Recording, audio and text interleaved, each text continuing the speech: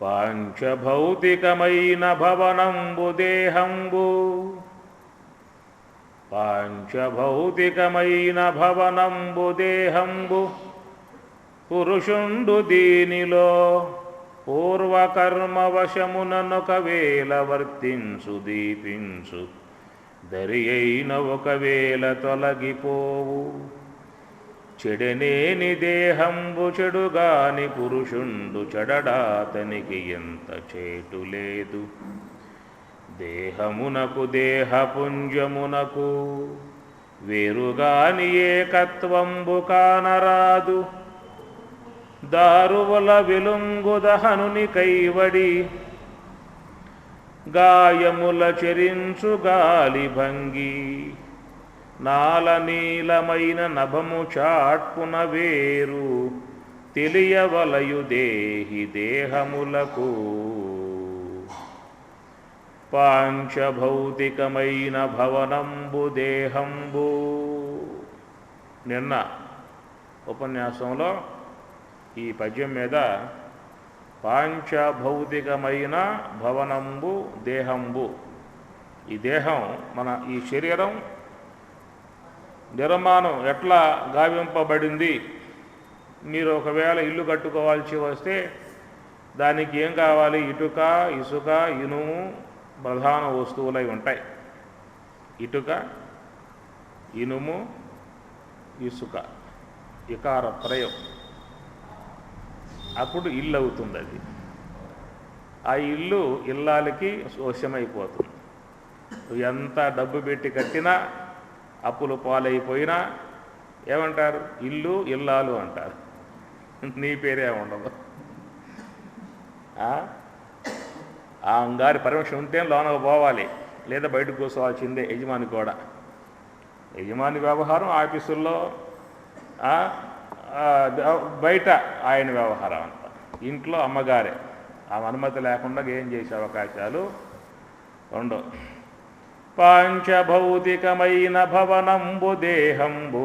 నువ్వెట్లయితే నీ గృహాన్ని ఆ మెటీరియల్, ఆ పదార్థాలతో నిర్మాణం చేసుకున్నావో అట్లా పరమాత్మ కూడా అట ఈ గృహ నిర్మాణం చేశాడు. ఈ మానవ దేహం అనేటువంటిది ఇది కూడా ఒక గృహం. నవద్వారే పురే దేహే.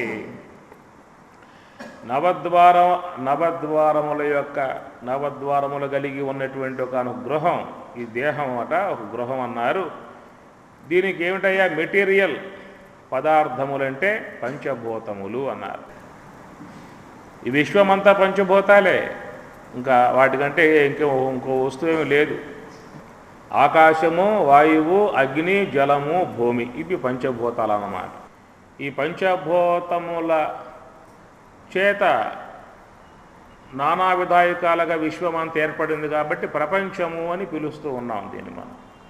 పంచభూతాలచే నిర్మాణం చేయబడింది కాబట్టి ప్రపంచము అంటారు. అదన్నమాట. కాబట్టి ఆ సమిష్టి ప్రపంచం ఈ విశ్వాన్ని సర్వేశ్వరునికి దేహంగా కూడా పోల్చారు. భాగవతంలో చెప్తారు. ఈ విశ్వ విరాట్, ఈ విశ్వమంతా భగవంతుని యొక్క దేహము అన్నారు. మనకెట్లయితే కన్నులు, ముక్కు, నాలుగు అని అవయవాలు ఉన్నాయో అట్లాగా వినువీదే ఆయనకి శిరస్సు అన్నారు.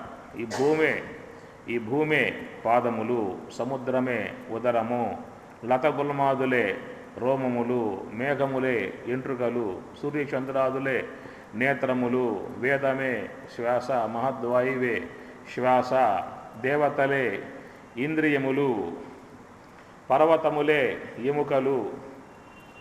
ఈ విధంగా విశ్వ విరాట్ స్వరూపాన్ని మీకు భాగవతం తృతీయ స్కందాల్లో వాటిల్లో బోధిస్తారు.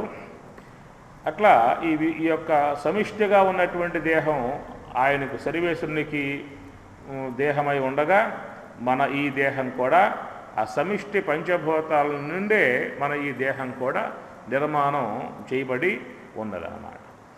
మన ఈ శరీరంలో పంచభూతాలలో ఏ భూతం లేకపోయినా లోనున్న జీవభూతం వెళ్ళిపోవాల్సింది బయటికి.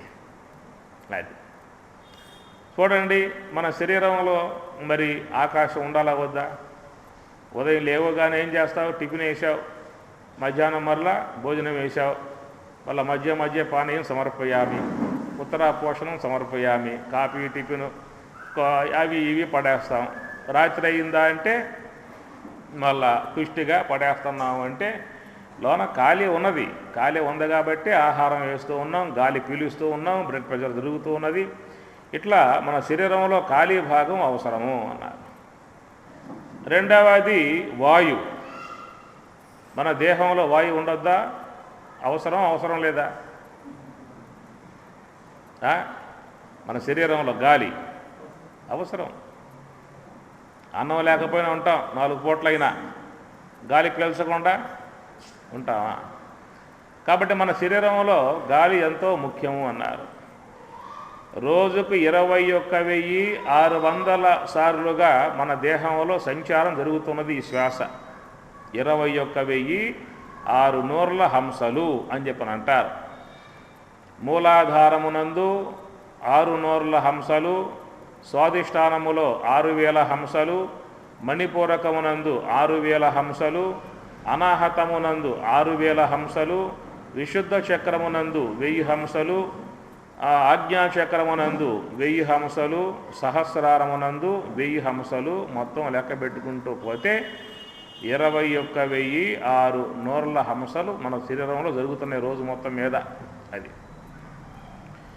అందుచేత మన శరీరంలో ఈ గాలి చాలా అవసరం అన్నారు. అట్లాగే ప్రాణాపాన వాయువులు కూడా ఇంకెట్లా ఉన్నాయి అని చెప్పనంటే మన దేహంలో వ్యాన, ఉదాన, సమాన, ప్రాణ, అపాన వాయువులుగా విభజింపబడి మన ఈ దేహాన్ని కాపాడుతూ ఉన్నాయి. నిరంతరముగా దేహాన్ని శుద్ధం చేస్తూ ఉన్నాయన్నమాట. హృది ప్రాణ, హృదయంలో ప్రాణవాయువు ఉండి ఆ రక్తాన్ని శుద్ధం చేస్తూ ఉందట. నాభి సమాన, సమాన వాయువు నాభి యందుండి ఆహారాన్ని పచనం చేస్తూ ఉంటుంది. ప్రాణాపానవు సమౌ కృత్వా పచామ్యన్నం చతుర్విధం. ఆ సమాన వాయువు అగ్ని అంశంతో పుడుతుంది. అది సమాన వాయువు యొక్క పరగభాగము అగ్ని అర్ధాంశమునకు చలనత్వం ఇవ్వటం కారణంగా సమాన వాయువు పుట్టెను. ఇది సాంఖ్యంలో చెప్పే మాట అన్నమాట. వాయువు యొక్క పరగభాగము జలార్ధాంశమునకు చలనత్వం ఇవ్వటం కారణంగా ప్రాణవాయువు పుట్టెను. వాయువు యొక్క పరగభాగము పృథివీ అర్ధాంశమునకు చలనత్వం ఇవ్వటం కారణముగా అపానవాయువు పుట్టెను. వాయువు యొక్క పరగభాగము ఆకాశ అర్ధాంశమునకు చలనత్వం ఇవ్వటం కారణంగా వ్యానవాయువు పుట్టెను. ఆకాశాంశం వల్ల పుట్టేది వ్యానవాయువు, అగ్ని అంశం వల్ల పుట్టేది సమాన వాయువు, జలాంశం వల్ల పుట్టేది ప్రాణవాయువు, పృథివీ అంశం వల్ల పుట్టేది అపానవాయువు అన్నమాట. కాబట్టి ఆ ఆకాశాంశంతో పుట్టింది కాబట్టి వ్యానవాయువు వ్యాన సర్వ శరీరగహ అన్నాడు. ఆకాశాంశంతో పుట్టింది కాబట్టి వ్యానవాయువు, అది మన దేహమంతా వ్యాపకమై ఉంటుంది, వ్యానవాయువు అన్నమాట. అగ్ని అంశతో పుట్టింది కాబట్టి సమానవాయువు, అది నాభి యందుండి ఆహారాన్ని పచనం చేస్తూ ఉంటుంది. జలాంశంతో పుట్టింది కాబట్టి ప్రాణవాయువు, అది ఆ యొక్క రక్తాన్ని శుద్ధం చేస్తూ ఉంటుంది. అందువల్ల మనం సమయానికి నీరు పొయ్యిపోయామంటే ప్రాణం పోతుంది. అంటే అది జలాంశం వల్ల పుట్టింది ప్రాణవాయువు అన్నమాట. అట్లనే పృథివీ అంశం వల్ల పుట్టుతుంది అపానవాయువు, గుదే అపానహ. అందువల్ల అపానవాయువు వాయుస్థలంలో ఉండి మలాన్ని బెట్టికి తోచేస్తూ ఉంటుంది. అది పృథివీ అంశంతో పుట్టింది కాబట్టి. ఇట్లా మన శరీరంలో ప్రాణవాయువులు అనేటువంటివి మనకు తెలియకుండానే మనకు సేవ చేస్తూ ఉన్నాయి. ఏ ఒక్క ప్రాణవాయువు కనుక మానుకొందా వర్క్ అని చెప్పనంటే మన పని కాదు. సమాన వాయువు మానుకొందా ఆహారం జీర్ణం కాదు. ప్రాణవాయువు మానుకొందా రక్తం శుద్ధి కాదు. అపానవాయువు వర్క్ మానుకొందా మలం బయటికి పోదు. ఇట్లా లోన మనకు తెలియకుండానే అవన్నీ కూడా చక్కగా పనిచేసేటువంటి యొక్క ఆ వర్క్ శక్తి, ఆ సామర్థ్యం భగవంతుడు పెట్టేశాడు. నువ్వు పెట్టుకున్నది కాదు, నువ్వు చెబితే అయినే కావు. ఏమి లోన పరమాత్మ యొక్క నియంత్రణ, పరమాత్మ యొక్క ఆజ్ఞ. అట్లా మన దేహం అంతా కూడా ప్రాణవాయువులుండి కాపాడుతూ ఉన్నాయి. శరీరం లేకపోతే ఒక పూట ప్రాణవాయువు లేకపోయిందా అంటే ఒక పూట శ్వాస పోయిందనుకోండి, కొడుకు అమెరికాలో ఉన్నాడు, వాడు రావాలి, తల కురివి మరి పెట్టాలి. మరి అట్లాగా బేడి పెట్టి కూర్చుంటే ఏమవుతుంది? 4 పూటలు అవుతుంది వాడు రావడానికి, ఏమవుతుంది చెప్పండి? చుట్టుపక్కల ఎవరు ఉండరు ఇక. దాన్ని ఐస్ గంటల్లోనో పెట్టెల్లోనో పెట్టుకోవాలి. ఒక్క రోజులో స్మెల్ వచ్చేసేసి చుట్టుపక్కల అందరూ ఇండ్లు ఖాళీ చేసి పారిపోయే పరిస్థితి వస్తూ ఉన్నది. మరి 100 ఏళ్ల కాలం ఆ దేహాన్ని మంగళకరంగా, పూజ్యవంతంగా, తేజోవంతంగా, శుభకరంగా, శోభాయమానంగా ఉందని చెప్పానంటే చెప్పండి ఎంత వర్కులా జరుగుతూ ఉన్నదో. ఒక్క పూట అది లేకపోయిందాడు అంతే, ఎత్తండయ్యా తీ తీ తీ తీ తీ అంటారు అంతే. కాబట్టి మన శరీరంలో ఆ ప్రాణవాయువులు ఎప్పుడూ కూడా దేహాన్ని పరిశుభ్రం చేస్తున్నాయి, శుద్ధం చేస్తూ ఉన్నాయి. ప్రాణంబుల పశారబటులుగాక గంగాజలనాడికలు దీప జలలంబులునుగాక రవిశశి జ్యోతులారతులుగాక అంగదేవాలయమున సహస్రారపీఠమున శాంతి జనక తేజోపేతుడగుచు చలగు శ్రీరామునర్చించుచుండా తత్వవిధులు ఈశ్వర ప్రణిధానమండ్రు. ప్రాణంబుల పశార భటులుగాక, ఈ దేహం అనే దేవాలయం అట. ఆ దేవాలయంలో ప్రాణంబుల పశార భటులుగాక, ఎట్లయితే ఆ దేవాలయాన్ని చిమ్మి కడిగి ముగ్గులి శుభ్రం చేస్తారో అట్లాగా దైవం యొక్క మందిరమగు ఈ దేవాలయంలో కూడా సమస్త దశవద వాయువులన్నీ కూడా అట చక్కగా చిమ్మేసి శుభ్రం చేసి దేహాన్ని, భగవదాలయం కదా, శుభ్రం చేసి బాగా ఉంచుతున్నాయని చెప్పి అంటాడు. రవిశశి జ్యోతులారతులుగాక అంగదేవాలయమున సహస్రారపీఠమున శాంతి జనక తేజోపేతుడగుచు చలగు శ్రీరామునర్చించుచుండా తత్వవిధులు ఈశ్వర ప్రణిధానమండ్రు. ఆ యొక్క దేహం అనే దేవాలయంలో తత్వవేత్తలై ఉన్నటువంటి వారు ఆ భగవంతుని ఆరాధించి బ్రహ్మైక్యమును చెందుతారు. అట్లా ఆ దేవాలయాన్ని శుభ్రం చేసే విధానంగా అట ఈ ప్రాణవాయువులు ఉన్నాయని చెప్పి అన్నారు. పంచవాయువులే కాదు, ఇంకా ఉపవాయువులు ఉన్నాయి. వ్యాన, నాగ, కూర్మ, కురకర, దేవదత్త, ధనంజయ ఉపవాయువులు కూడా ఇంకా మన దేహంలో పనిచేస్తూ ఉన్నాయి. ఎప్పుడన్నా పేర్లన్నా అన్నారు మీరు? కనీసం పేర్లన్నా విన్నారా? మనల్ని ఎంత బ్రహ్మాండంగా కాపాడుతూ ఉన్నాయే, నువ్వు మెలకువతో ఉన్నా, మర్చిపోయినా, నిద్రపోతూ ఉన్నా, నిరంతరంగా నీ దేహాన్ని నువ్వు దాంట్లో ఏం పోస్తూ ఉన్నా, నానా చెత్త అంతా దాంట్లో వీధుల్లో ఉంటాయి. ఫాస్ట్ ఫుడ్ అంటారు, దాన్ని బాగా చేయించి పెడతాడు. అలాంటి సహితం కూడా దేహంలో పోస్తూ ఉన్న ఆ దేహం తట్టుకుని నిజంగా నిన్ను ఎట్లా కాపాడాలి వీడిని అనే పరితపనతో కాపాడుతూ ఉన్నాయి. నిజంగా ఈ కాపాడగలిగే శక్తి అడిగి లేదు. మనం వేసేటువంటి ఆహారం దెబ్బకి ఆడకి కొన్ని అవయవాలు దండం పెట్టేస్తున్నాయి, మా వల్ల కాదురా, నీ సావు నువ్వు సావు. లివర్లు పాడైపోవటంలా, కిడ్నీలు పాడైపోవటం వల్ల, రక్తం పాడైపోవటం వల్ల, అన్నవాహికలు పాడైపోవటం వల్ల ఎందువల్ల పోతున్నాయి? ఇతర జీవులకు పోతున్నాయి. ఎట్లాగా? మానవుడికేక. ఎందువల్ల అని చెప్పనంటే ఆహార నియమం లేదు. ఆహార శుద్ధియే జ్ఞానసిద్ధి. మహాత్ముడు మలయాస్వామి చెప్పారు, ఆహార శుద్ధియే జ్ఞానసిద్ధి అని చెప్పి అన్నాడు. ఆహారం సాత్వికమై ఉంటే ఆరోగ్యము ఉంటుంది, ధ్యానం చేస్తావు, జపం చేస్తావు. లేకపోతే ఏమవుతుంది? ధ్యానంలో కూర్చోగానే కళ్ళు మూసుకుపోతాయి. అందువల్ల సాత్విక ఆహారం తీసుకోవటం వల్ల మన ఈ శరీరాన్ని మనం చక్కగా కాపాడుకోవటం అవుతుంది. లోన ఉన్న అవయవాలు కూడా మంచిగా బాగా సమర్థనీయంగా పనిచేస్తాయి. శరీరాన్ని 100 ఏళ్ల కాలం కాపాడతాయి. దాన్ని ఎలాంటి యొక్క వ్యాధులు గురి కానివ్వకుండా, వ్యాధులు రానివ్వకుండా నీ దేహాన్ని నిరంతరంగా కాపాడటానికే అవన్నీ కూడా పాటుపడుతూ ఉన్నాయండి. మొన్న ఈ మధ్య బెంగళూరు నుండి చెన్నై హార్ట్ పట్టుకొచ్చారు. మన శరీరంలో ఉన్నటువంటి హార్టుని కోసి పక్కన పెడితే అట పావు గంట దాకా అది కొట్టుకుంటూనే ఉంటుంది. బతికిద్దాం అని చెప్పి అంత తాపత్రయం ఉంది దాంట్లో.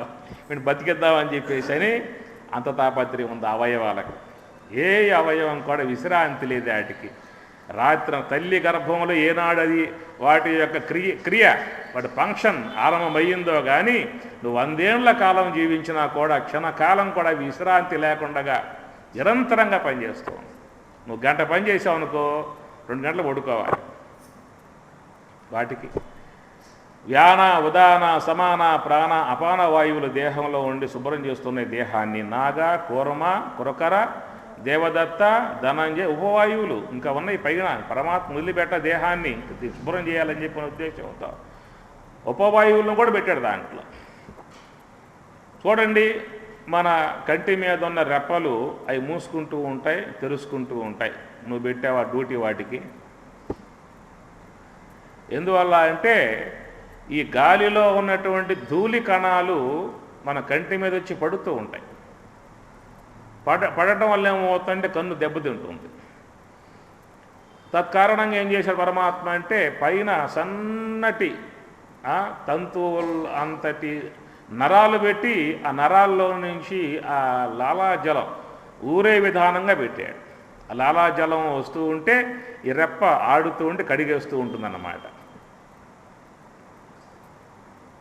ఇప్పుడు ఆలోచించారా? కన్ను కనుక ఆరిపోయిందనుకో రెప్ప తుక్కుపోతుంది. ఒకవేళ కంటిలో ఉత్పత్తి అయ్యేటువంటి యొక్క జలం గనక ఆరిపోయే విధానం అయ్యిందనుకో, ఇక నువ్వు మెడలో చెంబు కట్టుకోవాలి, రెప్పలు పైకెత్తుకొని పోసుకుంటూ ఉండాలి. నువ్వు నీకు ఆ అవస్థ ఉందా?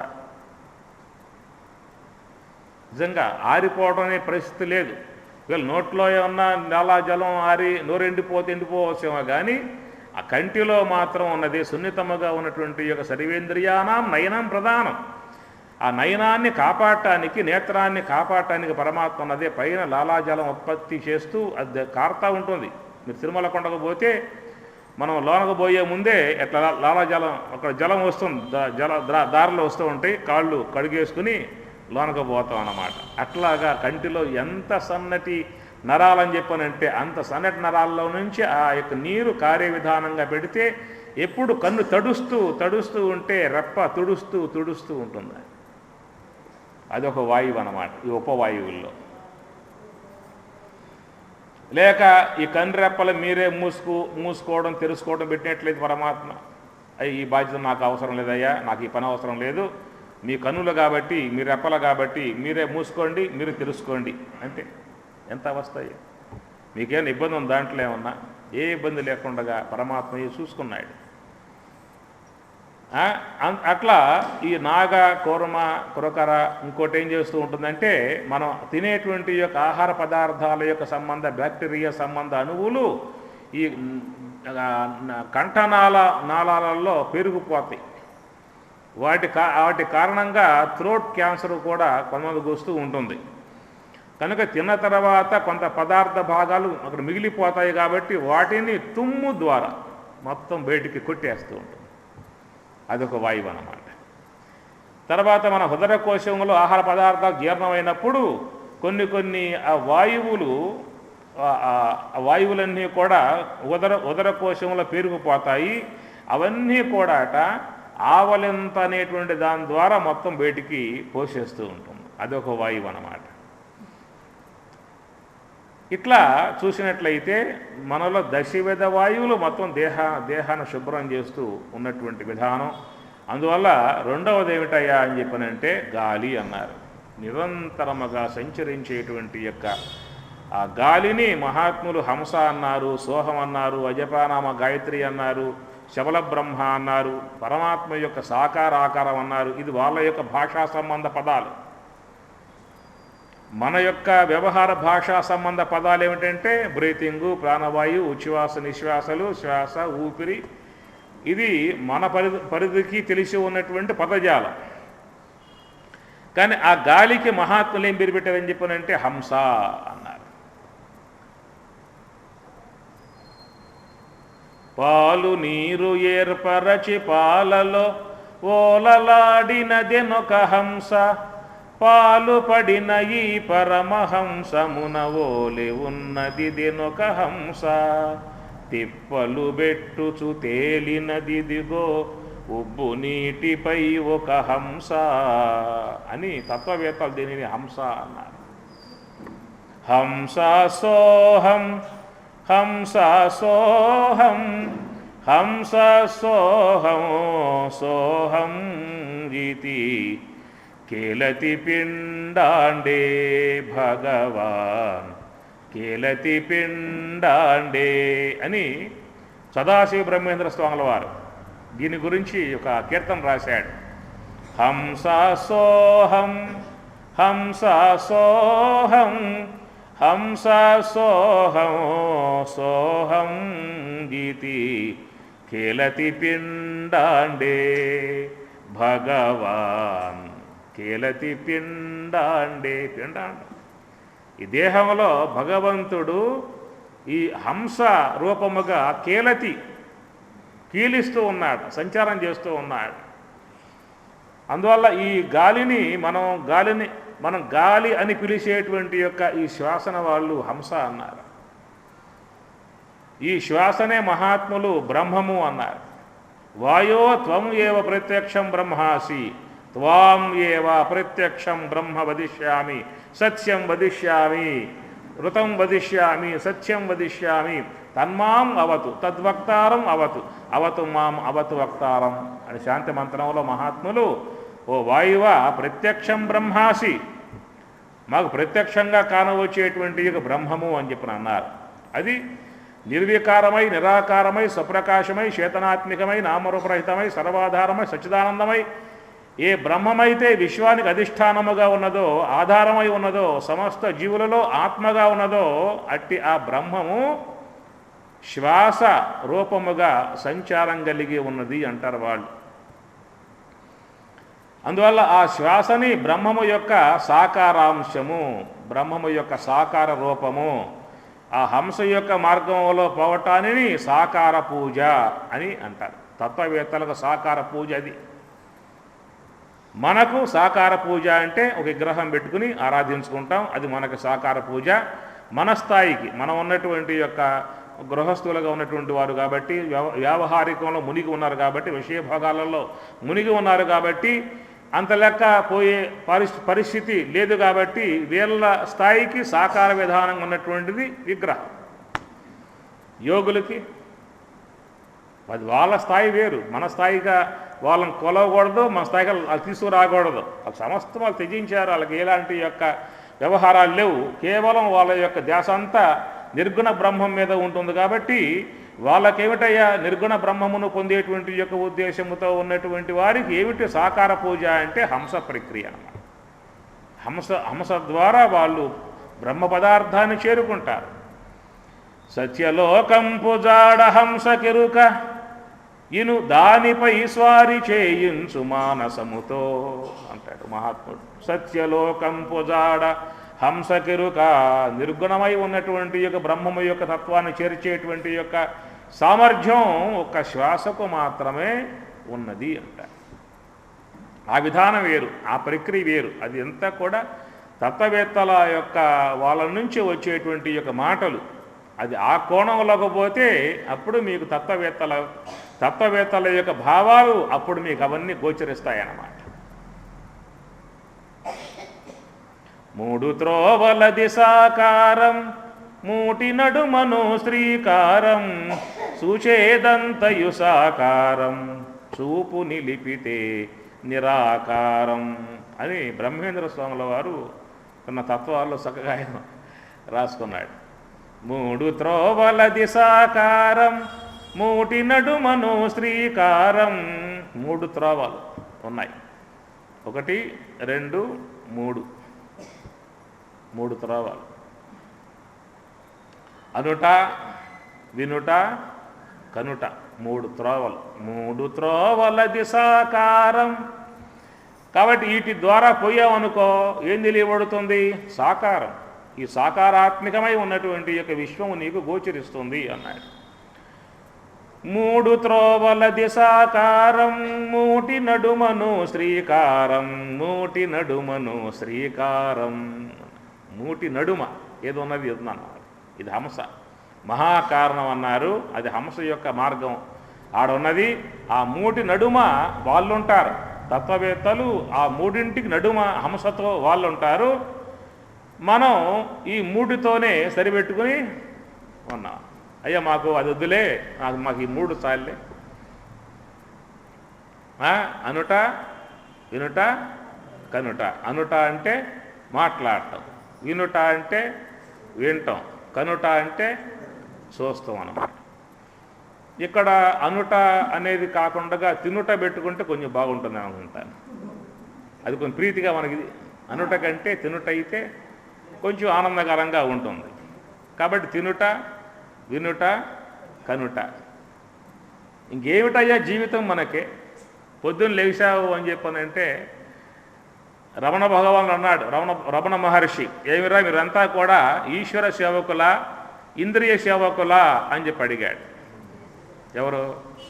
రమణ భగవానుడు. వారు అద్భుతమైనటువంటి యొక్క ఉపదేశారం ఆ మహాత్ముడు మనకు లోకానికి అందించాడు. అద్భుతంగా ఉండేటువంటి యొక్క ఒక్క గ్రంథం చాలు. రమణ భగవానులు వారు తపో సంపన్నులు, సాక్షాత్తు పరమశివావతారముగా ఆ తిరుమన్నామలైలో పరమశివుడు ఉన్నాడు అని చెప్పనంటే కదిలే దేవుడుగా ఆ కాలంలో ఆయన సంచరించాడు, దర్శించారు, చాలామంది తరించారు. ఆ విధంగా మరి ఆ పరమశివుడు యొక్క నోటి నుంచి వచ్చేటువంటి యొక్క ఉపదేశ సారం, ఉపదేశమే ఒక సారభూతముగా కర్తురాజ్ఞయా ప్రాప్యతే ఫలం కర్మ కిం పరం కర్మ తజ్జడం కృతిమహో దదౌ పతన కారణం ఫలమశాశ్వతం గతి నిరోధకం ఈశ్వరాజ్ఞయా కర్తురాజ్ఞయా ప్రాప్యతే ఫలం. ఆ మహాత్ముడు చెప్పాడు, ఏమిరా మీరు ఇంద్రియ సేవకులుగా ఉన్నారా ఈశ్వర సేవకులుగా ఉన్నారా అని చెప్పని అడిగాడు. ఒకవేళ ఆ ప్రశ్నే మనల్ని వేస్తే జవాబు ఏం చెబుతాం? మనల్ని నేస్తే ఆ ప్రశ్న ఏం చెబుతాం ధైర్యంగా? మేమంతా కూడా ఇంద్రియ సేవకులము. ఇప్పుడు పొద్దున్నే లేచాం, లేవగానే చక్కగా త్వగేంద్రియానికి సేవ చేస్తాంగా. త్వగేంద్రియానికి దేహానికి అన్ని విధాల మరి ఉపచర్యలు చేయాలి. లేవగానే ఆ దేహానికి స్నానం చేయించి పౌడర్ రాసి బొట్లు పెట్టి తల దువ్వి మంచి ఇస్త్రీ బట్టల్లో తొడిగించి ఈ విధంగా మరి ఆ త్వగేంద్రియానికి సేవ బ్రహ్మాండంగా చేస్తాం. ఆ తర్వాత ఏం చేస్తాము అంటే జిహ్వేంద్రియ అమ్మవారికి సేవ ఆరంభం చేస్తాం. ఏదో పొరోటానో చపాతో ఇడ్లు ఏదో ఉంటాయి, అమ్మగారు చేస్తారు. రోజు ఒకే ఐటెం చేస్తే అది ఊరుకోదు. నిన్నే చేసింది ఇడ్లీ, ఇప్పుడు పొటాట, ఈ పూట చపాతీ, రకరకాలు చేస్తేనే ఆ దేవత అంగీకరించేది. అట్లాగా అల్పాహారంతో జిహ్వేంద్రియ దేవతని మనం ఆరాధించాం. ఆ తర్వాత నేత్రేంద్రియ దేవత ఆరాధన ఆరంభమవుతుంది. ఎదురుగా టీవీ ఒకటి ఉందిగా, సోఫాలో కూర్చుంటాం, రిమోట్ పట్టుకుంటాం, నొక్కుతూ ఉంటే ఎన్ని ఛానళ్ళు? 150 ఛానళ్ళు దాకా ఉంటున్నాయి ఇప్పుడు. వాడు చూసే ఓపిక ఉండాలే కానీ ఎన్ని ఛానళ్ళు ఉన్నాయి ఇప్పుడు, రకరకాల ఛానళ్ళు. ఆ నొక్కి తిప్పి చూసి మధ్యాహ్నం అయిపోయింది. అలుపు దాకా ఉండదులే, అయిపోయింది, మధ్యాహ్నం అయిపోయింది. అప్పుడు ఈ జిహ్వ దేవత అంటుంది, ఏమిరా నా మొఖాన్ని పొద్దునానంగా అంత ఆహారం పడేసావు, ఏమనుకుంటున్నావు నువ్వు అని చెప్పి అనగానే అప్పటికి అమ్మగారు కూడా వంటశాలల్లో ఆమె యుద్ధం చేస్తుంది అక్కడ ఆయుధాలతో. అయ్యగారికి తృప్తిపరచాలి కాబట్టి రకరకాలుగా మరి కూరని, చారని, పప్పని, పచ్చడని, అదని ఇదని 5 రకాల బ్రహ్మాండంగా మరి తయారు చేసి డైనింగ్ టేబుల్ మీద ఏర్పాటు చేస్తే అప్పుడు అయ్యగారు పోయి కూర్చుని ఆ దేవతా మూర్తికి షోడశోపచార పూజ అమ్మవారికి ఆరంభం చేస్తాయి. ఏదో కూర పెడతా ఉండి ఊరుకుంటుందా? అప్పడం ఉండాలి, వడియాలు ఉండాలి, కాస్త పచ్చడి ఉండాలి, కదా నందుకోవడానికి ఏదైనా ఉండాలి, ఇతర కూర ఇవన్నీ ఉంటేనే కొంచెం దానికి ఆ అమ్మవారికి తృప్తికరంగా ఆస్వాదిస్తుందన్నమాట. దేవత అమ్మవారు దేవత. పూజ పూర్తయింది. ఆ తర్వాత మరి భుక్తాయాసనంతో త్వగేంద్రియానికి సేవ చేయటం ఆరంభం చేస్తాం. కొంచెం విశ్రాంతి కావాలి, త్వగేంద్రియానికి విశ్రమించాలి కాబట్టి సాపేసి పడుకోమంటే ఊరుకోదు. ఏం బుద్ధి ఉందా లేదా, సాపేసి పడుకోమంటావు, పొరిపోయి దిండి ఫ్యాన్ అయ్యి ఇవన్నీ చేస్తేనే అప్పుడు ఆ త్వగేంద్రియ దేవత అనుగ్రహిస్తుంది, పడుకుంటుంది. ఆ తర్వాత లేచామనుకోండి, అప్పుడు మళ్ళా శ్రోత్రేంద్రియ దేవత ఉంటుంది. ఏమిరా చూస్తున్న పొద్దున్న నుంచి త్వగేంద్రియ సేవ అంటావు, జహ్వేంద్రియ సేవ అంటావు, నా పరిస్థితి ఏమిటని చెప్పానంటే అప్పుడు వీధిలో పోయి కూర్చుంటాం అరుగుల మీద. ఎవరో పోయే వాళ్ళు తగులుతారు, పిలుస్తాం, కూర్చోబెడతాం, లోక విచారం గురించి ఆరంభం చేస్తాం. ఎట్లా ఉంది రాజ్యాంగం అంతా, ఈ విధంగా ముఖ్యమంత్రులు ఉన్నారు, ఈ విధంగా చేస్తూ ఉన్నారు, ఇట్లాగా లోక వ్యవహారం అంతా మాట్లాడుకుంటూ పోతే 2 గంటల సేపు శ్రోత్రేంద్రియానికి సేవ అయిపోతుంది. ఇక రాత్రి కాగానే మళ్ళీ ఏంటంటే జహ్వేంద్రియ సేవ అన్నమాట. ఆ తర్వాత త్వగేంద్రియ సేవ. ఇట్లా చూస్తే మనం ఉదయం లేచిన కాడి నుంచి పడుకోపోయేదాకా, పుట్టిన కాడి నుంచి చనిపోయేదాకా మనం చేసే సేవ ఏమిటని చెప్పనంటే ఇంద్రియ సేవ. కాసేపు ఈశ్వరుని ధ్యానం చేయరా అని చెప్పనంటే ఏడయ్యా ఖాళీ చేయమంటావు, పోట్లాడుకొస్తారు. నీకేం పని పాటు నీకు లేదు, నువ్వు బ్రహ్మచారి, నీకేం పనులు ఉన్నాయి, మాకెన్ని పనులు, కాబట్టి మాకు అవకాశాలు లేవు, లాస్ట్లో చూసుకుంటాం కావాలంటే. కాబట్టి భగవంతుని యొక్క విషయం వచ్చినప్పుడేమో లాస్ట్కు వాయిదా వేస్తాం, ఇంద్రియాల యొక్క సేవ వచ్చినప్పుడు మాత్రం ఇప్పుడే, ఈరోజే, ఈ క్షణమే అని చెప్పేసి అంటాం. ఈ విధంగా మరి ఇంద్రియములు అనబడేటువంటి యొక్క వాటితో మన జీవితం అంతా కూడా అరింపబడుతుంది. కాబట్టి 3 త్రోవల దిశాకారం, మూటి నడుమను శ్రీకారం. ఇది శ్రీకారం, శుద్ధ సాత్విక బ్రహ్మాకార వృత్తి ఉండేటువంటి యొక్క మార్గం హంస మార్గము అన్నారు. దాన్ని సోహం భావ ధ్యాన మార్గము అన్నారు. అది చాలా గొప్పగా ఉన్నటువంటి యొక్క విధానం. అది మహాత్ముల ద్వారా విన్నట్లయితే ఎన్నో అంశాలు గోచరించే అవకాశం ఏర్పడుతుంది. ఆ హంస ద్వారానే ప్రతి ఒక్క వ్యక్తి కూడా పరమాత్మను చేరుకోవాల్సి ఉంటుంది. ఎందుకని చెప్పనంటే ఇంద్రియాలకు విషయాలకు సంబంధం ఉంటుంది, హంసకు పరమాత్మకు సంబంధం ఉంటుంది. ఇంద్రియాలని ఆశ్రయిస్తే అవి ప్రపంచాన్ని చూపిస్తాయి, హంసను ఆశ్రయిస్తే అది పరమాత్మని చేరుస్తుందన్నమాట. అందువల్ల మహాత్ములు హంస యొక్క మార్గమునే అవలంబించి ఉంటారు. అన్నమాచార్యుల వారు కూడా ఒక తత్వంలో ఒక పాటలో కీర్తనలో ఆయన 2 మాటలు వాడతాడు. ఏమని చెప్పనంటే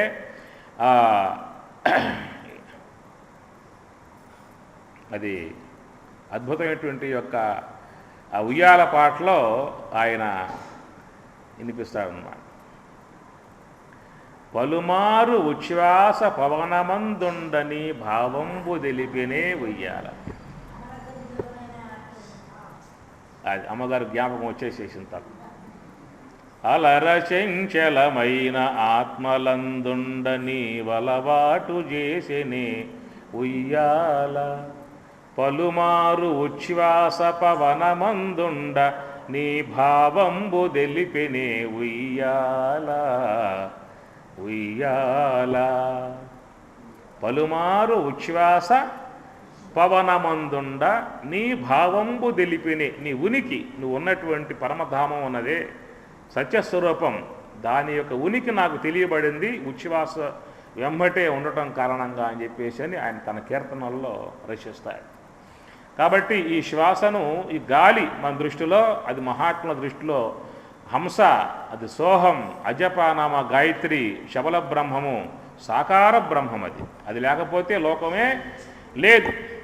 మన శరీరంలో శ్రోత్రం లేకపోతే వినటం మాత్రమే ఉండదు, నేత్రం లేకపోతే చూస్తాం మాత్రమే ఉండదు, వాక్కు లేకపోతే మాట్లాడటం మాత్రమే ఉండదు, ప్రాణం లేకపోతే ఏమీ ఉండదు. ఒక ఇంద్రియం లేకపోతే మిగతా వ్యవహారం చేసుకోవచ్చు. ఇప్పుడు అంధులు ఉన్నారు, వాళ్ళు వింటారు, మాట్లాడతారు, నడుస్తారు, తింటారు, అన్నీ చేసుకుంటారు.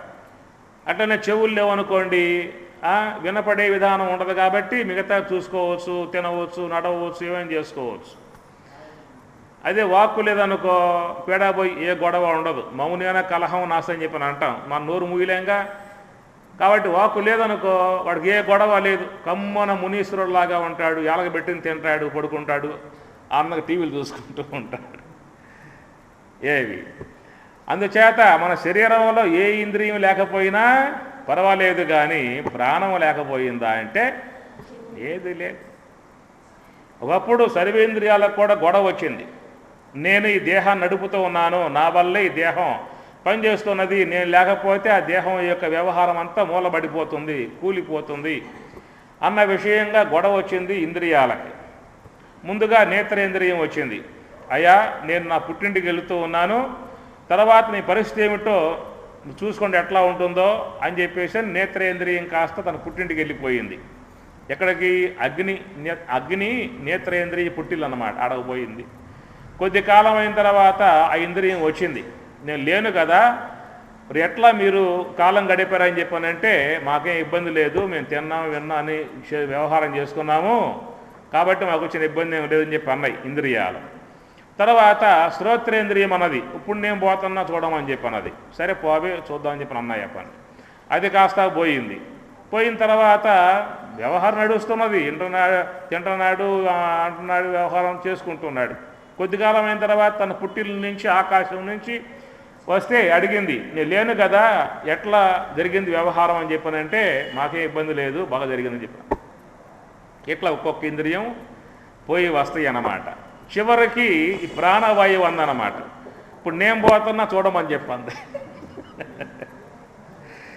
ఏమి ఈ ప్రాణవాయువు ఏమన్నది? ఇప్పుడుదా మీరు పోయి వచ్చారుగా, చూడమని చెప్పేసేసని ఇప్పుడు నేను పైకి లెగుస్తూ ఉన్నాను, ఇప్పుడు చూడండి మీ వ్యవహారం ఏంటి చెప్పి అనగానే ఆ ప్రాణవాయువు లెగవగానే మొత్తం లేచిన ఇంద్రియాలన్నీ కూడా పైకి అన్ని దండం పెట్టాయి. నువ్వు లేకపోతే మా పని కాలి, నువ్వు ఉండవని చెప్పేసి అని సర్వేంద్రియాలు కూడా ప్రాణవాయువుని స్తుతిస్తాయి. ఈ అంశం మీకు ప్రశ్నోపనిషత్తులో వస్తుందన్నమాట. ప్రశ్నోపనిషత్తులో ఈ కథ దాంట్లో మహర్షి ఇస్తాడు. అందుచేత మన ఈ యొక్క 3 త్రోవలు మనం పోయే మార్గం, మూల మార్గం, హంస మార్గం మహాత్ములు పోతారు. ఏతావత్తు హంస గురించి సందర్భం వస్తే మనం చెప్పుకోవాల్సి ఉంటుంది. ఇక్కడ ఈ దేహం పంచభూతాత్మికం అనేటువంటి యొక్క విషయంలో రెండవదగు ప్రాణశక్తి మన దేహానికి ఎంతో అవసరము. ప్రాణం లేకపోయిందా అంటే జీవభూతం ఆ పూటే ప్రయాణం మూటము సర్దుకోవాల్సిందే. అయితే మరి మూడవ భూతం ఏంటని చెప్పని అగ్ని. మన దేహంలో అగ్ని ఉండాలి. మన దేహంలో అగ్ని ఉన్నది కాబట్టి రక్తం గడ్డ కట్టుకోకుండా ఉన్నది. రక్తం పల్సగా ఉండటం కారణం ఏంటంటే లోన వేడి ఉన్నది కాబట్టి. రెండవది మన యొక్క చర్మం కూడా కాంతివంతంగా ఉన్నది, ఎర్రగా కాంతివంతంగా దేహం ఉందని చెప్పనంటే దానికి కారణం దేహంలో అగ్ని శాతం ఉన్నది కాబట్టి. ఇంకా విశేషించి మన దేహం అంతా కూడా జఠరాగ్నిగా, మూర్ధాగ్నిగా, నేత్రాగ్నిగా విశేషంగా అగ్ని ఉంటుంది. దేహమంతా కూడా సామాన్యాంశముగా అగ్ని ఉండి దేహాన్ని మంగళకరంగా కాపాడుతూ ఉంటుంది. మన శరీరంలో ఎంత వేడి ఉండాలని చెప్పనంటే 98.4 డిగ్రీలు ఉండాలి. అంతేనా? కరెక్టేనా? 98.4 డిగ్రీలు ఉండాలి. పెరిగిందా బెడ్ ఎక్కుతాడు, తరిగిందా గోతులకు పోతాడు, పాడెక్కుతాడు. పెరిగితే బెడ్, తగ్గితే నార్మల్గా ఉండాలి అన్నమాట ఎప్పుడు కూడా. నిజంగా అది ఎంత అద్భుతమైనటువంటి యొక్క ప్రక్రియ మన దేహంలో జరుగుతూ ఉన్నది, కాపాడబడుతూ ఉందన్నమాట. కాబట్టి మూడవదగు అగ్ని మన దేహంలో ఉండాలని చెప్పి అన్నారు. తర్వాత 4వదగు జలం. మన దేహంలో జలం అవసరము. నీరు పోయామా మన ప్రాణం కాస్త వెళ్ళిపోతుంది కాబట్టి మన దేహంలో నీటి యొక్క శాతం ఉండాలన్నారు. అది యోగ ప్రక్రియ వాళ్ళు చెప్పే మాట ఏంటంటే ఉదయం లెగవగానే కనీసం 1.5 లీటర్ నీళ్లు తాగమంటారు. ఎందుకంటే మన దేహం శుద్ధం కావాలి కాబట్టి. ఆ విధంగా తీసుకోవటం వల్ల మూత్రపిండాలు బాగా అయ్యే అవకాశం ఉంటుంది. ఎప్పుడైతే వాటర్ పొద్దున్న లెగవని తాగామో 3-4 సార్లు బయటికి పోతాడు కాబట్టి ఆ లోన మిగిలిపోయి ఉన్నటువంటి యొక్క బ్యాక్టీరియా సంబంధ మూత్ర కణాలన్నీ కూడా బయటికి వెళ్ళిపోయి మా యొక్క మూత్రపిండాలని శుద్ధి చేసుకోవటం అవుతుంది చెప్పేసి. ప్రాణాయామం చేయటం వల్ల అగ్ని శుద్ధిగా చెప్పుకొస్తారు, వాయు శుద్ధిగా చెప్పుకొస్తారు. అట్లా నీరు బాగా తీసుకోవటం చేత మన యొక్క దేహంలో ఉన్నటువంటి యొక్క చెడంతా కూడా బయటికి పోతుంది. ఉదయం పూట మీకేమైనా అపక్వాహారం కూడా తింటే కూడా చాలా ఆరోగ్యకరంగా మంచిది. మొలకెత్తిన గింజలు కానీ, పచ్చి కూరగాయలు కానీ, లేకపోతే ఇంకా ఫ్రూట్స్ కానీ తినమని చెప్పని అంటారు. ఎందువల్ల అని చెప్పనంటే మన శరీరంలోకి ప్రకృతి యొక్క సంబంధ రసాలు లోనకపోవాలి. మనం మన దేహానికి రుచులు పెడుతూ ఉన్నామా, రసాలు ఇస్తూ ఉన్నామా? రుచులు. ఈ రోగాలు వచ్చేది రుచుల వల్లే. రసాలు పరమాత్మ ఇచ్చాడు, రుచులు ఈ మానవుడు ఇచ్చాడు. కాబట్టి మానవుడి యొక్క తయారీ అది అనారోగ్య హేతువు. పరమేశ్వరుని యొక్క తయారీయగు షడ్రసాలు దేహానికి ఆరోగ్యం అన్నమాట. షడ్రసాలు అంటే ఏమిటి చెప్పండి, పేర్లు అంటే తీపి, పులుపు, ఉప్పు, కారము, వగరు, చేదు అదనమాట. అంతేనా? షడ్రసాలు తీపి, పులుపు, ఉప్పు, కారము, వగరు, చేదు అన్నమాట. మనం మన జీవితంలో ఏం చేశాము అని చెప్పనంటే తీపి ఆయన రాజుగారు, మన జీవితానికి ఆయన ప్రభు అన్నమాట. కిరీటం పెట్టాం, సింహాసనం మీద కూర్చోబెట్టి ఆయనకి ప్రథమ స్థానాన్ని ఇచ్చేసాం. తీపి అయిపోయింది కదా. తర్వాత పులుపు, ఉప్పు, కారం ఇవి మంత్రులు అన్నమాట. వాళ్ళు ఎప్పుడు పక్కన మంత్రి గారులు ఎప్పుడు కూడా రాజు పక్కనే ఉంటారన్నమాట. చివరిలో చేదు, వగరు ఉందగా, గేటు కీపర్లు అక్కడ ఉంటారు. గేటు కీపర్లు వాకిట్లో వాళ్ళ లోపలికి రావడానికి వీల్లేదు. చేతి తింటామా, వగరు తింటామా? లేదు. పో, నువ్వు ఇక్కడ కాదు, నువ్వు ఉండాల్సింది, బయటికి పో. గేటు కీపర్లు అక్కడ ఉన్నామని చెప్పి. ఎప్పుడైతే మనం ఆరోగ్యం కలగజేసేటువంటి యొక్క వగరు, చేదు బయటికి పెట్టామో రాజ్యం ఏలుకున్నాయి కొద్ది కాలం పాటు. ఆ తర్వాత ఏమైంది అంటే షుగర్ వచ్చేసేసింది దేహానికి. షుగర్ యాడ్ అయింది ఇది. ఈనాడు డాక్టర్ దగ్గరికి పోతే డాక్టర్ అడుగుతూ ఉన్నాడు, నీకు 2 ఉన్నాయా అని చెప్పి అడుగుతున్నాడు. ఏమిటా 2? బీపీ, షుగర్ ఈనాడు కామన్ అయిపోయాయి. ఏమన్నా నీకు లేవా 2? ఇది ఒక ఆశ్చర్యం అన్నమాట. ఇప్పుడు ఒకవేళ లేవని చెప్పనంటే నీకు లేవా, అదొక ఆశ్చర్యం. కామన్ అయిపోయింది కాబట్టి ఎప్పుడైతే షుగర్ వచ్చేసేసిందో రాజుగారిని సింహాసనం దించేశాం కిందకి. అయ్యను దిగాల్సిన కింద సింహాసనం నుంచి. ఏం తింటానికి వీల్లేదా షుగర్ వచ్చిన తర్వాత? పండ్లు చూద్దామా, షుగరే. ఏవి చూద్దాం, అన్నం తిందామా, షుగరే. అయిపోయింది. ఆ తర్వాత బీపీ వచ్చిందనుకోండి, అప్పుడేమైంది, పులుపు, ఉప్పు, కారం 3 పోయాయి. ఈ బీపీ రావటం వల్ల ఉప్పు తినడానికి వీలు లేదు, కారం తినడానికి వీలు లేదు. షుగర్ ఉండటం వల్ల తీపి తినడానికి వీలు లేదు. అప్పుడేం చేశామని చెప్పనంటే గేటు కీపర్లు పెట్టి ఉన్నారు. అయ్యా మీరు లోపల రండి,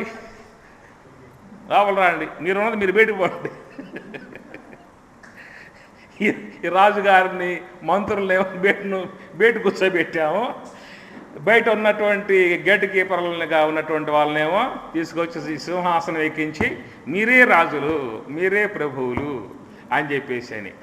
ఈ చేదు దేంట్లో ఉన్నది? మెంతుల్లో ఉన్నదా, యాపాకులో ఉన్నదా, యాప బెర్రుల్లో ఉందా, యాప నూనెలో ఉన్నదా ఎత్తుక్కోవటం తినటానికి. అదే తొలి నుంచి కూడా ఆ రాజుగారి పక్కన మంత్రుల్లాగా నుంచోబెట్టినట్లయితే వాళ్ళను కూడా, నేను అర్థమైందా? మనం తీసుకునే పదార్థాలతో పాటు వగరు కూడా తీసుకోవాలి, చేదు కూడా తీసుకున్నట్లయితే ఈ దేహాన్ని ఆరోగ్యవంతంగా చేస్తాయి. మన కరక్కాయలో వగరు ఉన్నది. రోజు లెగవగానే మీరు కాస్త లేత యాపాకు ఉంటుందిగా, నవలండి, ఒక్క పొన్ను ఓడదు. ఎప్పుడైనా మీకు దంతం నొప్పి చేస్తే, అది కనుక పోటు ఏర్పడితే ఆసుపత్రికి పోమాకండి. ఎందుకంటే వాళ్ళు రెడీగా ఉంటారు పీకటానికి. పీకితే డబ్బు ఎక్కువ వస్తాయి అన్నమాట. అది పీకే అవకాశం లేకపోయినా పీకాలంటాడు. ఎందువల్ల చదువుకుందే పీకటానికి.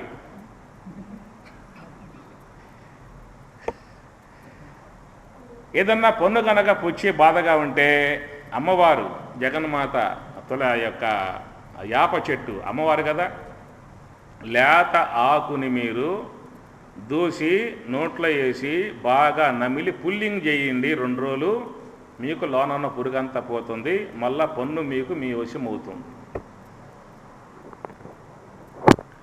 రోజు కూడా మేము సుఖబ్రహ్మాస్త్రం ఉన్నప్పుడు మాకు బాగా యాప చెట్లు అందుబాటులో ఉండే అన్నమాట. పైకి పోయి దూసి తినేది యాపాకుని, కమ్మగా ఉంటుంది.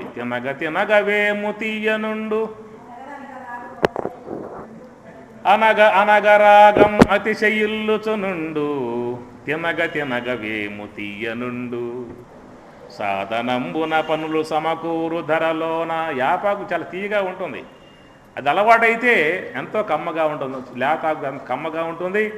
తర్వాత మన యొక్క ఉదరకోశములో ఉన్నటువంటి యొక్క సూక్ష్మక్రిమంతా కూడా చనిపోతుంది, ఆరోగ్యాన్ని కలగజేస్తుంది, రక్తశుద్ధి ఏర్పడుతుంది, మన పనులన్నీ కూడా ఓడిపోకుండా దంతములను కాపాడుతుంది. ఇవన్నీ వాటిల్లో ఉన్నాయన్నమాట. ఆ పని ఈసారి మీకు పన్ను నొప్పి వస్తే మాత్రం ఈ పని చేయండి, మీరు తగ్గిపోతుంది.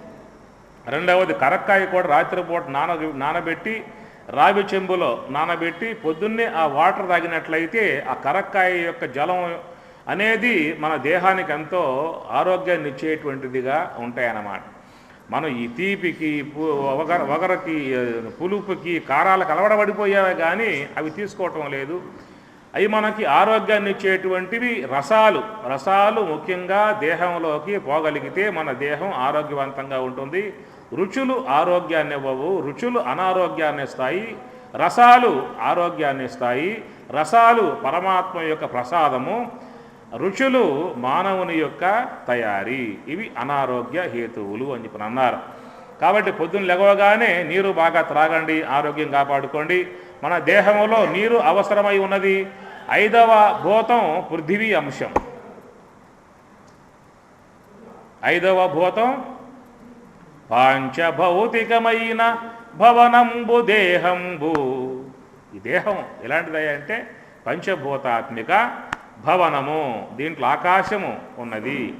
మనం పీల్చే గాలి శుద్ధమై ఉండాలి, మనం తీసుకునేటువంటి యొక్క ఆహారం శుద్ధమై ఉండాలి, మనం తాగేటువంటి యొక్క నీరు శుద్ధమై ఉండాలి. అప్పుడే ఈ దేహం కూడా ఆరోగ్యవంతంగా ఉండే అవకాశం ఏర్పడుతుంది. కాబట్టి ఆహార పానీయాలన్నింటినీ మనం దేహంలోకి పంపేటప్పుడు శుభ్రంగా ఉన్నాయా లేవా, శుచిగా ఉన్నాయా లేవా, సాత్వికంగా ఉన్నాయా లేవా. స్వామి చెప్పారు, సుఖబ్రహ్మాస్త్రం స్వామి, న్యాయార్జిత ఆహారమై ఉండాలి, తర్వాత సాత్వికాహారమై ఉండాలి, దైవార్పిత ఆహారమై ఉండాలి, మితాహారమై ఉండాలి, సాత్వికాహారమై ఉండాలి అని చెప్పని స్వామి చెప్తారు. సరే, ఇక న్యాయార్జిత ఆహారమా దైవార్పిత ఆహారం అనేది కొంచెం పక్కన పెట్టినా ఏమి అంత లేకపోతే మళ్ళా కుదిరే వ్యవహారం కాదు. కాబట్టి సాత్విక ఆహారం అవునా కాదా అని చూస్తే కొంతవరకు చాలు. ఆయుస్సత్వ బలారోగ్య సుఖ ప్రీతి వివర్ధనా రస్యా స్నిగ్ధా స్థిరా హృదయా ఆహార సాత్విక ప్రియా అని పరమాత్మ గీతలో బోధిస్తాడు. అందుచేత మన శరీరంలోకి పోయేటువంటి యొక్క ఆహారం ఏమవుతుందంటే మనం తినేటువంటి యొక్క ఆహారం గుణాత్మకమై ఉంటుంది. ఈ విశ్వంలో గుణాత్మకంగా లేకుండా ఏ యొక్క వస్తువు లేదు అసలు. అన్నీ కూడా గుణాత్మకములే. సాత్విక కాలం, రాజసిక కాలం, తామసిక కాలం. మనం చెప్పే మీకు ఉదయం 4 గంటల నుండి 8 దాకా సాత్విక కాలం. ఉదయం 4 నుంచి 8 దాకా ఎట్లా ఉంటుంది వాతావరణం? చల్లగా ఉంటుంది, ప్రశాంతంగా ఉంటుంది, నిర్మలంగా ఉంటుంది. మరి ఆలయాలలో అభిషేకాలు, ఆశ్రమాలలో ప్రార్థనలు, మహాత్ములు ధ్యానము, జపము ఇవన్నీ కూడా జరుగుతుంటాయి. కాబట్టి ఉదయం పూట సాత్విక కాలం అన్నారు. 8 దాటిందనుకో ఈ బండ్లు వేగాన్ని పుంజుకుంటాయి. రజోగుణ కాలం. ఎవరు స్థిమితంగా ఉండరేక. వ్యవసాయస్తుడు వ్యవసాయానికి, వ్యాపారస్తుడు వ్యాపారానికి, ఉద్యోగస్తుడు ఆఫీసులకి పరుగులు తీయటమే. హైదరాబాద్లో చూస్తే ఎలాడతా పోతూ ఉంటారు కార్లు, బస్సులు పట్టుకుని. నేను ఎక్కలేను, అక్కడ మీరు ఎక్కలేరు. మధ్యాహ్నం దాటాలి మనం అక్కడ బస్సులు ఎక్కాలంటే. ఈ విధంగా 8 దాటిందనుకోండి రజోగుణ కాలం అన్నారు. మళ్ళీ సాయంత్రం 4 నుండి 8 దాకా సాత్విక కాలం. 8 నుంచి ఉదయం 4 దాకా తామసిక కాలం అన్నమాట. సాత్విక కాలం, రజోగుణ కాలం, తమోగుణ కాలం ఇట్లా ఉంటాయి. అట్లనే సాత్విక దేవత, రజోగుణ దేవత, తమోగుణ దేవతలు ఇట్లా ఉంటారు. మళ్ళీ సాత్విక దేవతలు అంటే మీ ఇంట్లో లక్ష్మీ అమ్మవారు ఉంటుంది, నారాయణ స్వామి ఉంటారు, అట్లనే మరి సరస్వతి ఉంటుంది, కృష్ణుడు ఉంటాడు, ఆంజనేయ స్వామి ఉంటారు, పూజ చేసుకుంటూ ఉంటారు. వాళ్ళు పూజ చేసుకోవడం పెద్ద సమస్య ఏం కాదు. ఏదో నైవేద్యం, పండు, ఫలము పెట్టుకుంటే సరిపోతుందన్నమాట. ఇక ఇంకో ఉన్నారు రజోగుణ దేవతలు, గంగానమ్మ, పోలేరమ్మ, నౌకలమ్మ, పోతరాజు ఉంటారన్నమాట గ్రామ దేవతలుగా. ఏమి ఆడకపోతూ నువ్వు పండు పొలం పట్టుకుపోతా ఊరుకోదు. ఎవరికి బుద్ధి ఉందా లేదా, కోడి లేదా, ఏట లేదా, పోతే తీసుకురా అని చెప్పి అంటున్నాను. ఏమి అవన్నీ కూడా అక్కడ రజోగుణ సంబంధ వ్యవహారంగా జాతరలు వస్తే ఎంత మరి భయంకరంగా అనేక జీవులు తెగిపడుతూ ఉంటాయో. మరి ఇక్కడ ఇది చెబుతారు సమ్మక్క సారక్క కూడా మరి వచ్చిందంటే చూసుకో ఆ పూట. నేను ఎప్పుడు పోలేదులేండి, టీవీ చూశాను. ఎన్ని జీవుల్ని ఆ విధంగా మరి కోసేయటం జరుగుతుందో. పరమాత్మ ఏ ప్రాణిని కూడా బలియమని చెప్పిన కోరిందేమి లేదు. మన జిహ్వ దేవత ఇష్టపడింది కాబట్టి అది కోడో ఏటో ఇస్తాం, కానీ ఇంకితర జీవులను మనము ఎందుకు ఈ దేవత ఒప్పుకోగలక ముఖ్యంగా. ఒకవేళ ఆ దేవత కనుక ప్రత్యక్షమయ్యి ఏమిరా అందరూ నాకు ఏటా కోడే పట్టుకొస్తూ ఉన్నారు, నాకు పులిని తినే ఉద్దేశం ఉన్నది, పులి పట్టుకురారా అని చెప్పినట్టే. నాకు ఎంతవరకు ఎవరు ఇవ్వలేదు ఆ విధంగా పులి అనేటువంటి యొక్క జీవుని పట్టుకురా అని చెప్పానంటే ఏం చేస్తారు? అమ్మ నా వల్ల కాదు, ఆడకపోతే ఆ దేవత మింగేస్తుంది. సరే, అవన్నీ కూడా రజోగుణ సంబంధ దేవతలు. తామసిక సంబంధ దేవతలు అని చెప్పానంటే భూత ప్రేత గణములు. యక్షరక్షాంసి రాజసాః భూతాన్ ప్రేత గణాంశాన్యే జయంతే తామసా జనాః. చెప్పలా గీతల పరమాత్మ. యక్షరక్షాంసి రాజసాః భూతాన్ ప్రేత గణాంశాన్యే యజంతే తామసా జనాః. యజంతే పూజ చేస్తారంట వాళ్ళకి, అలాంటి గణాలకి. అలాంటి ఆ పూజట రాత్రులు అర్ధరాత్రి పూట అశుద్ధాన్ని తినేవాళ్ళు రాత్రుల పూట హోం హీరింగి శ్మశానాలకు పోతారనమాట. అదంతా పెద్ద గందరగోళంగా ఉండేటువంటి వ్యవహారం. సరే, లోకములన్నీ కూడా గుణాత్మకములై ఉంటాయి. అట్లనే ఆహారాలు కూడా సాత్విక ఆహారము, రజోగుణ ఆహారము, తమోగుణ ఆహారాలు ఉంటాయి. సాత్విక ఆహారం పెట్టినట్లయితే మన దేహములో ఆరోగ్యం ఉంటుంది, మనస్సులో ప్రశాంతత ఉంటుంది, ధ్యానం బాగా చేసే అవకాశం ఏర్పడుతుంది. మనం తినేటువంటి యొక్క ఆహారం జీర్ణమైనప్పుడు దాంట్లో ఉన్న శక్తి దేహానికి పోతుంది, గుణం మనసుకు పోతుంది. గుణం మనసుకు పోతుంది అన్నమాట. అందువల్ల ముఖ్యంగా పారమార్థికంగా పయనించేటువంటి వాళ్ళు, ధ్యానం చేసేటువంటి వాళ్ళు సాత్విక ఆహారం తీసుకున్నట్లయితే ధ్యానం బాగా చేసే అవకాశం ఏర్పడుతుంది. ఈ రజోగుణాత్మిక తమోగుణాత్మిక ఆహారాలు పెట్టామనుకో మనసు అనేటువంటి వస్తువు కూడా తామసిక గుణంతో ఉండిపోతుంది. కాబట్టి మనం ఆ యొక్క ఆధ్యాత్మికం చీలించే అవకాశము ఉండదు. అందువల్ల పృథ్వీ సంబంధమై ఉన్నటువంటిది ఆహారం కనుక ఇది దేహం పంచభూతాత్మిక భవనము, ఆకాశము, వాయువు, అగ్ని, జలము, పృథివీ. పంచభూతాలలో ఏ భూతం లేకపోయినా జీవుడు దండం పెట్టేస్తాడు, వస్తానా బయలుదేరటమే. మన శరీరములో పాదాల నుండి ఊరువుల దాకా పృథివీ భాగం, ఊరువుల నుండి నాభి దాకా జలభాగం, నాభి నుండి వక్షస్థలం దాకా అగ్ని భాగం, వక్షస్థలం నుండి కంఠం దాకా వాయుభాగం, కంఠం నుండి పై భాగం అంతా ఆకాశ భాగం. ఇదొక విచారణ వల్ల ఎట్లయితే ఈ యొక్క ధర భూమి విశ్వాన్ని ధరించి భరించి వ్యవహరింపజేయిస్తూ ఉన్నదో అట్లా మన యొక్క ఈ దేహం ఎంత ఉన్నప్పటికీ కూడా ఆ దేహాన్ని ధరించి భరించి వ్యవహరింపజేసేటువంటి యొక్క విధానం పాదములు కాబట్టి పాదాల నుంచి ఊరువుల దాకా పృథ్వీ భాగం అన్నారు. ఊరువుల నుండి నాభి దాకా జలభాగం, మూత్రపిండాలు ఉన్నాయి కాబట్టి అది జలస్థానము అన్నారు. నాభి నుండి వక్షస్థలం దాకా అగ్ని భాగం, జఠరాగ్ని, ఆహార పచనం చేసి జఠరాగ్ని ఉన్నది కాబట్టి అగ్ని భాగం అవుతుంది. వక్షస్థలం నుంచి కంఠం దాకా వాయుభాగం, లంగ్స్ ఉన్నాయి, ఊపిరితిత్తులు ఉన్నాయి కాబట్టి ఇది వాయుభాగం. కంఠం నుండి పైభాగం అంతా కూడా ఆకాశ భాగం. స్తోత్రం ఆకాశే వాయో త్వక్కు అగ్నిచక్షు అప్సు జిహ్వా పృథివ్యాం ఘ్రాణమితి శరరగోపనిషత్తు. ఆకాశ స్థలము, వాయుస్థలము, అగ్నిస్థలము, జలస్థలము, పృథివీ స్థలం. ఇది పంచభూతముల యొక్క స్థలాలు. ఆకాశ స్థలం, ఆకాశ గుణం శబ్దాన్ని గ్రహిస్తుంది. వాయుస్థలం, వాయు గుణం స్పర్శను గ్రహిస్తుంది. అగ్నిస్థలం, అగ్ని యొక్క విషయం రూపాన్ని చూస్తుంది. జలస్థలం, జలగుణం రసాన్ని గ్రహిస్తుంది. పృథివీ స్థలం, పృథివీ గుణం గంధాన్ని గ్రహిస్తుంది. పాంచభౌతికమైన భవనంబు దేహంబు పురుషుండు దీనిలో పూర్వకర్మవశమున ఒకవేళ వర్తించు.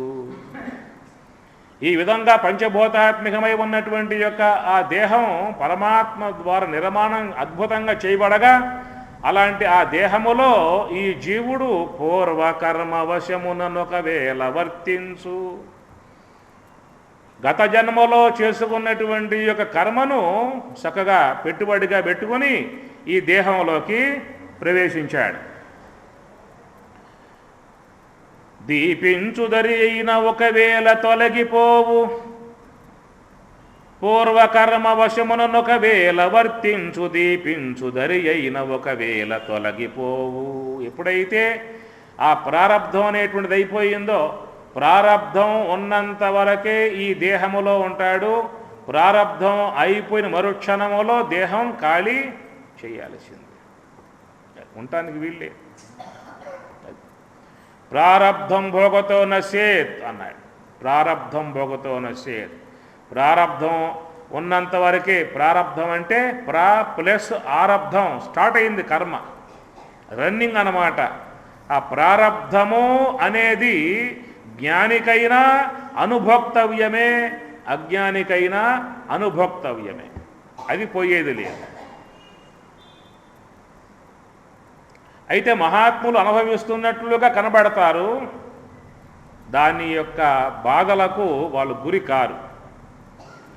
కాబట్టి మన యొక్క శరీరం ద్వారా వచ్చేటువంటి సుఖము, దుఃఖము, లాభము, నష్టము, జయము, అపజయము, వేదన, బాధలు, రోగాలు, సమస్యలు, దుఃఖములు, వేదనలు, అశాంతి, ఇన్ని రకాలుగానో ఈ జీవుడు అనుభవిస్తూ ఉన్నాడు. ఆ వచ్చి పడేటువంటివన్నీ కూడా అనుభవిస్తూ ఉంటాడు. తర్వాత మళ్ళా ఆగామి కర్మను సంపాదించుకుంటూ ఉన్నాడన్నమాట. ఆగామి కర్మ అంటే గమ్ అనగా పోవటం, ఆగం అంటే రావటం, ఆగామి కర్మ అంటే వచ్చే కర్మ అన్నమాట. కాబట్టి మన జీవితంలో మనం ఏదో కార్యాలు చేస్తూ ఉన్నాం, పుణ్యము పాప కార్యాలు చేస్తూ ఉన్నాం. ఆ కర్మ మనకు వచ్చి లోన చేరుతా ఉన్నది. లోన ఉన్న కర్మను సంచిత కర్మ అన్నారు. ఆ సంచిత కర్మ అనేది తిరిగి మరలా ప్రారబ్ధముగా పరిణమించి ఇంకొక దేహరూపకంగా వస్తూ ఉంటుంది. పూర్వకర్మ వశమునొకవేళ వర్తించు. దీపించు దరి అయిన ఒకవేళ తొలగిపోవు. చెడినేని దేహంబు చెడుగాని పురుషుండు చెడడాతనికి ఎంత చేటు లేదు. చెడినేని దేహంబు చెడుగాక పురుషుండు జడడాతనికి ఎంత చేటు లేదు. దేహమునకు దేహపుంజమునకు వేరుగాని ఏకత్వంబు కానరాదు. కాబట్టి ఈ దేహానికి శిథిలమైపోయే విధానం ఉన్నది. బాల్యం, యవనం, వృద్ధాప్యం అంతా కూడా దేహానికే కానీ జీవునికి మాత్రం అవస్థలు, జీవుడు బాల్యుడు, జీవుడు యవనస్తుడు, జీవుడు వృద్ధాప్యుడు అని చెప్పేటటువంటి విధానం లేదు. జీవునికి ఎలాంటి యొక్క మార్పులు లేవు. ఏకంగా ఉండేటువంటి వాడు జీవుడు అన్నమాట. అందుచేత ఈ దేహానికి 3 అవస్థలు మారిపోతాయి. దాంతో ఈ దేహం కాస్త పోతుంది. దేహినోస్మిన్ యదా దేహే కౌమారం యౌవనం జరా తదా దేహాంతర ప్రాప్తి ధీరస్తత్ర న ముహ్యతి. దేహినోస్మిన్ యదా దేహే కౌమారం యవ్వనం జరా.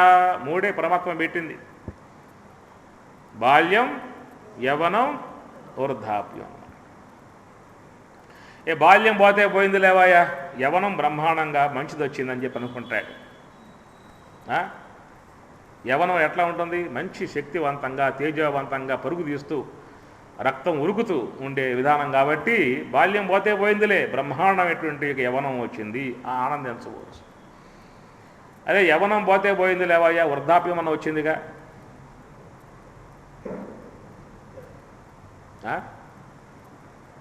అనిపించటం వల్ల అయినా భగవంతుడికి ఎందువల్ల అసలు యవనంతో ఉంచితే సరిపోయేది కదా, ఎందుకు వృద్ధాప్యం పెట్టడం అవసరంగా? మనకు ఉపయోగం లేకపోయి ఆయనకు ఉపయోగం లేకపోయా, యవనంతోనే కంటిన్యూ చేసేస్తే అయిపోయాయి. బాల్యం, నెక్స్ట్ యవనం, ఆ తర్వాత మరణం. ఏమి ఈ వృద్ధాప్యం వచ్చిందనుకో, ఏం దానివల్ల సారం చెప్పండి? తినటానికి పండ్లు ఉన్నాయా, చూస్తానికి కళ్ళు ఉన్నాయా, వినటానికి చెవులు ఉన్నాయా, నడవటానికి కాళ్ళు ఉన్నాయా? అన్నీ చచ్చుబడిపోయాయి. ఎందుకు ఆ వృద్ధాప్యం చెప్పండి? కానీ పరమాత్మ ఉద్దేశం ఏంటంటే, యవనస్తుడిగా ఉంచామనుకోండి, వాడికి బతుకు మీదే తీపి ఉంటుంది. అదే వృద్ధాప్యం వచ్చి పడింది అనుకో, స్వామి రావయ్యా, తీసుకెళ్ళవయ్యా, ఇంకెందుకు నాకు ఇదే, మనం ఆయన్ని పిలుస్తాం. ఏవి బ్రతుకుపై విరక్తి కలిగి మృత్యుదేవతని రావయ్యా, నీకోసం కాసు కూసున్నాను, తీసుకెళ్ళవయ్యా అనే స్థాయికి వస్తాడన్నమాట. అది యవనం ఉందనుకోండి, ఇష్టపడడు, పెనుగులాడతాడు. అందువల్ల యవనం పోతే పోయింది లేవయ్యా, వృద్ధాప్యం అన్నా వచ్చిందిగా, సంతోషించవచ్చు. వృద్ధాప్యం పోతే పోయిందిలేండి అనుకుంటే ఏమొస్తుంది? మరణం. ఇంకొకటి లేదేక, ఆపై ఇంకొకటి లేదేక. కాబట్టి బాల్యం పోతే యవనమన్నా వస్తుంది, యవనం పోతే వృద్ధాప్యం అన్నా వస్తుంది, వృద్ధాప్యం పోతే మరణం వస్తుంది. కాబట్టి మూడు కూడా దేహానికి అవస్థలే మారుతూ ఉంటాయి. చెడనేని దేహంబు చెడుగాని పురుషుండు చెడడా అతనికి ఎంత చేటు లేదు. దేహమునకు దేహపుంజమునకు వేరుగాని ఏకత్వంబు కానరాదు. కాబట్టి ఆ దేహములో ఉన్నటువంటి యొక్క దేహి, పురములో ఉన్నటువంటి యొక్క పురుషుడు, క్షేత్రములో ఉన్నటువంటి యొక్క క్షేత్రజ్ఞుడు, ఆయన ఈ దేహము కంటే వేరుగా ఉంటాడు. గత జన్మలో చేసుకున్నటువంటి యొక్క ఆ కర్మను, పుణ్యపాపాలని ఈ దేహము ద్వారా పుణ్యాన్ని సుఖరూపముగా, దుఃఖాన్ని పాపాన్ని దుఃఖరూపకముగా, పుణ్యాన్ని సుఖరూపకంగా, పాపాన్ని దుఃఖరూపకంగా అనుభవించేసి దేహం సాలించి పోతూ ఉన్నాడు. ఆ పోయేవాడు ఖాళీగా పోతున్నాడా? మళ్ళా 90% మళ్ళీ ఆదా సంపాదించుకుని మళ్ళా ఆ మూట కట్టుకుని మళ్ళా పోతూ ఉన్నాడు. ఎవరో కూడా ఖాళీగా లేరు. ఖర్చు అయ్యేది 10%, మళ్ళీ సంపాదించుకునేది 90%. ఇప్పుడు వ్యాపారం పెట్టే లాభాలు ఉండద్దా? ఏమండి, ఇప్పుడు వ్యాపారం పెట్టామనుకో లాభం ఉండద్దా? అంతే. ఇది కూడా 10% పెట్టాము పెట్టుబడి, ఆ తర్వాత 90% దాంట్లో మళ్ళా సంపాదించుకుంటూ ఉన్నాం. ఆ సంపాదించి 90%లో 70% పాపము, 20% అందామా పుణ్యం. ఏది ఎక్కువ శాతం ఉంటుంది? చెడనేని దేహంబు చెడుగాని పురుషుండు చెడరా అతనికి ఎంత చేటు లేదు. దారువుల వెలుంగు దహనుని కైవడి గాయముల చెరించు గాలి భంగి నాల నీలమై నడుపు నభము చాట్పున వేరు తెలియవలయు దేహి దేహములకు. దారువుల వెలుంగు దహనుని కైవడి, ఏ విధంగా కట్టెలలో అగ్ని ఉన్నదో, ఎట్లయితే ఆ శరీరములలో గాలి ఉన్నదో, నాళం రంధ్రాలలో ఆకాశం ఉన్నదో విలక్షణముగా, అట్లాగా ఈ దేహములో కూడా జీవుడనేటువంటి అతడు విలక్షణముగా సంచారాన్ని చేస్తూ ఉన్నాడు.